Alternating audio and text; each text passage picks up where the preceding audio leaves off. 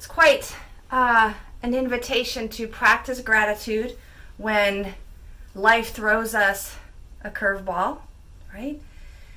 That really that suppleness of flexibility, of softening our grip on our schedule or on whatever it might be that we think we have control over.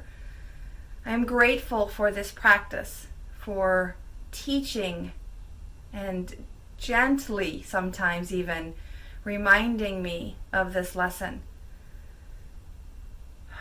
Maybe someday I won't need to be re-taught yet again. But for now, this reminder. All right, Kimberlyn, let's see what we can adapt today.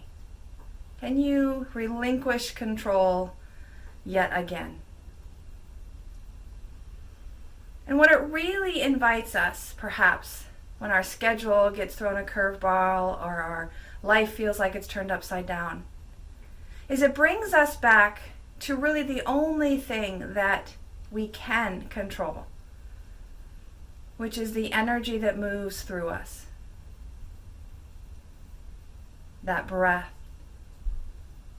And how the breath then will influence the thoughts of the mind and the emotions of the heart, the stories that we tell, that we share, that we remember.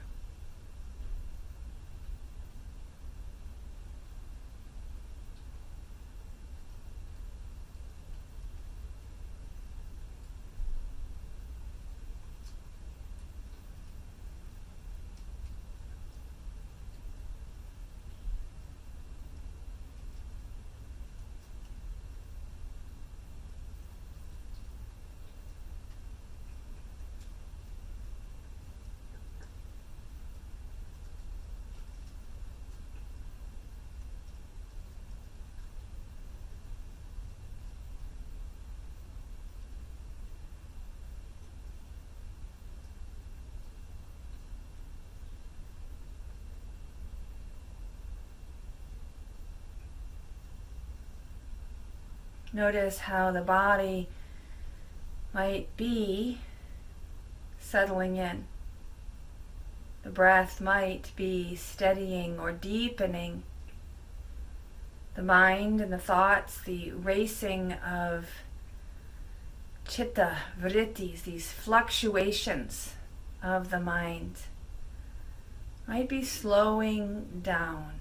Or kind of like a little bit of cooking spray has been layered on them. They just slide right by.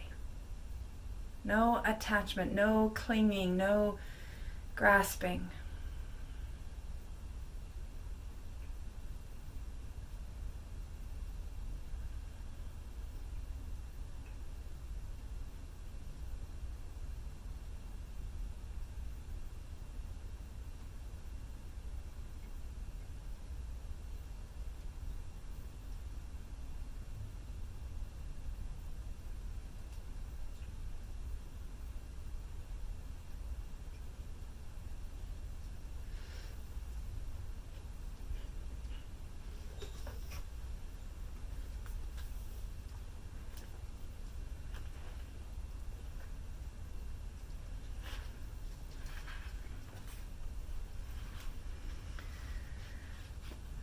From Michael Stone's The Inner Tradition of Yoga.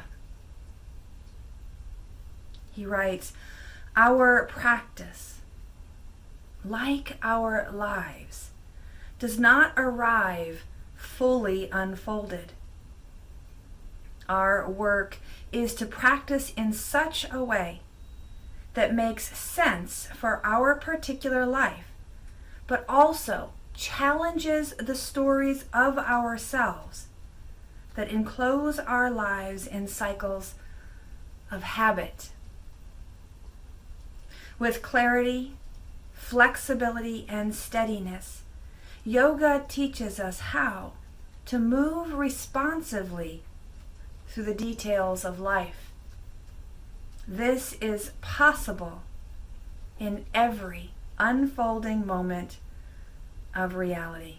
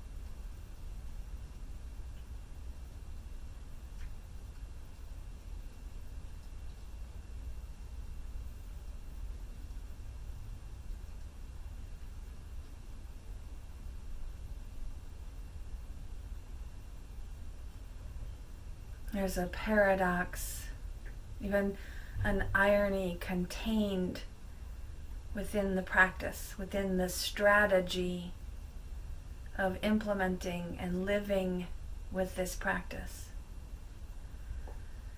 That is the tapas, the discipline to show up and to do the practice.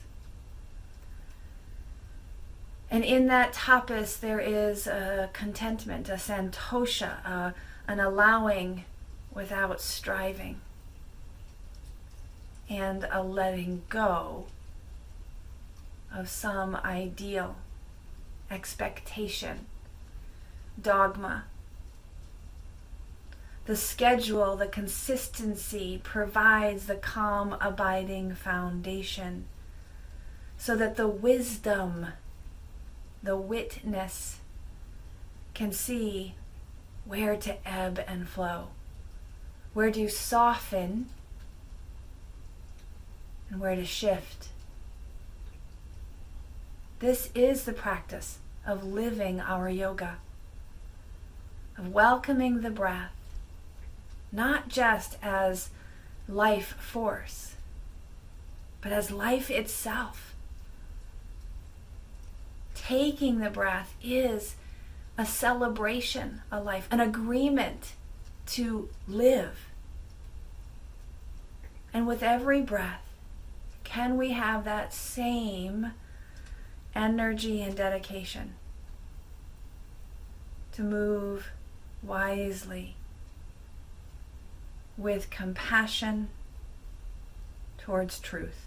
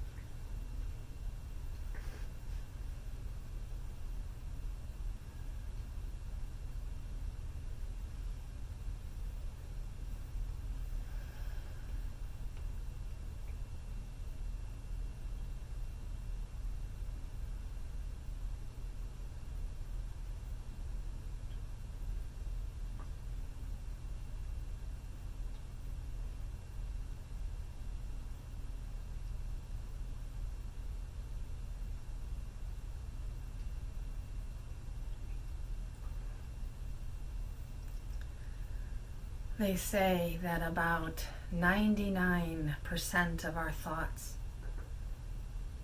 are repeated, in which case very few of our thoughts are new.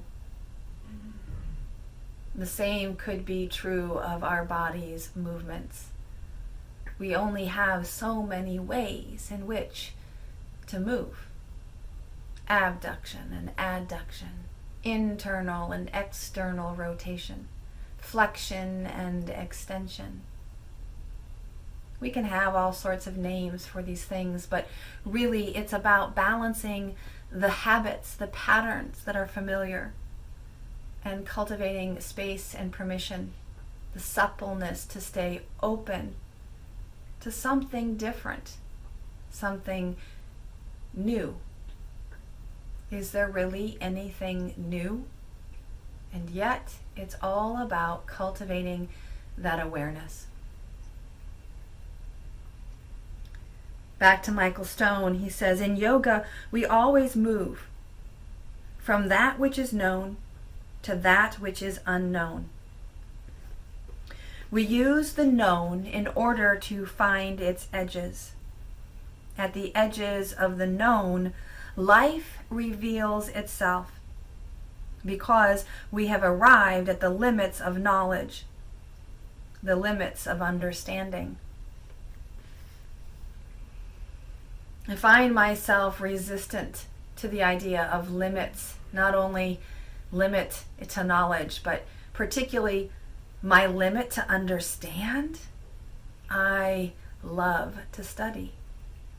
And yet embracing this truth as that there are limits just means there's more for me to learn.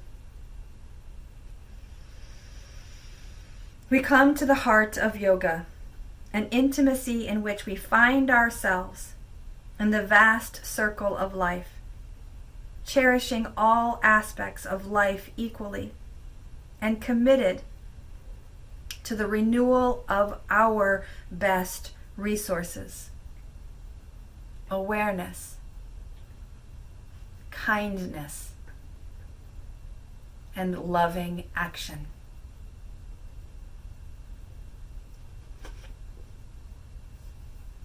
We close this practice and we begin again this day. May we take with us the gifts of our habits, to let go of those things that do not serve, and embrace the opportunities of living more presently, living more fully, more intimately with each moment.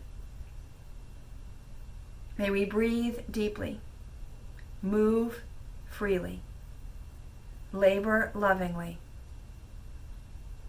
May we live vibrantly. Namaste.